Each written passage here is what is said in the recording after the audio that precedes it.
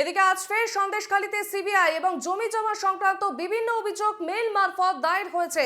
অভিযোগের ভিত্তিতে সার্ভে করবে এবার সিবিআই। আজ ফের সন্দেশখালীতে সিবিআই আধিকারিকেরা জমি জমা সংক্রান্ত একাধিক অভিযোগ উঠেছে এবং মেল এসেছে। অভিযোগের ভিত্তিতে এবার সার্ভে করবে সিবিআই। আমাদের সঙ্গে টেলিফোন লাইনে রয়েছেন প্রতিনিধি সুস্মিত মজুমদার। সুস্মিত, বিস্তারিত জানবো। দেখো অর্পিতা, আমরা দেখেছি গত এক সপ্তাহ ধরে প্রায় রোজই যে সিবিআই এর প্রতিনিধি দল তারা সন্দেশখালীতে যাচ্ছেন। তার কারণ হচ্ছে সন্দেশখালীর যে মামলা, সন্দেশখালীর যে কর্মকাণ্ড সমস্তটাই কিন্তু হাইকোর্টের নির্দেশে আর পুলিশ করতে পারবে না, সেটা করবে সিবিআই।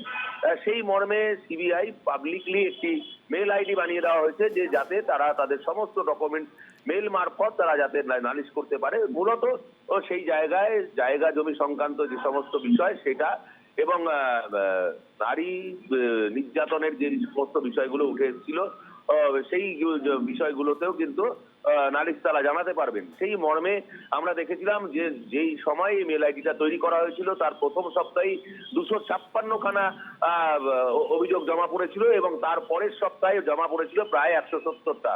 অর্থাৎ বলা যেতে পারে প্রায় 400-র কাছাকাছি অবজেকশন জমা পড়েছে। সেই সূত্র ধরেই কিন্তু তারা বারংবার গেছে। অর্থাৎ গত সপ্তাহে প্রায় প্রত্যেক দিনই বলা যেতে পারে সিবিআই এর টিম তারা গিয়েছিলেন।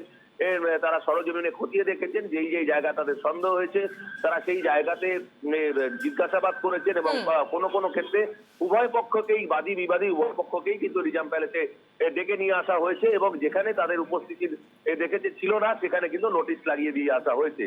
কিন্তু গতকাল দেখেছিলাম আমরা একটা অন্য চিত্র। গতকাল কিন্তু নোটিশ লাগানোর কথা বলা হয়নি, গতকাল কিন্তু সরাসরি কিন্তু তারা আর্মস রিকভারির পথে নেমেছিল। সেই জায়গা থেকে দাঁড়িয়ে আমরা দেখেছি আর্মস রিকভারি হয়েছে।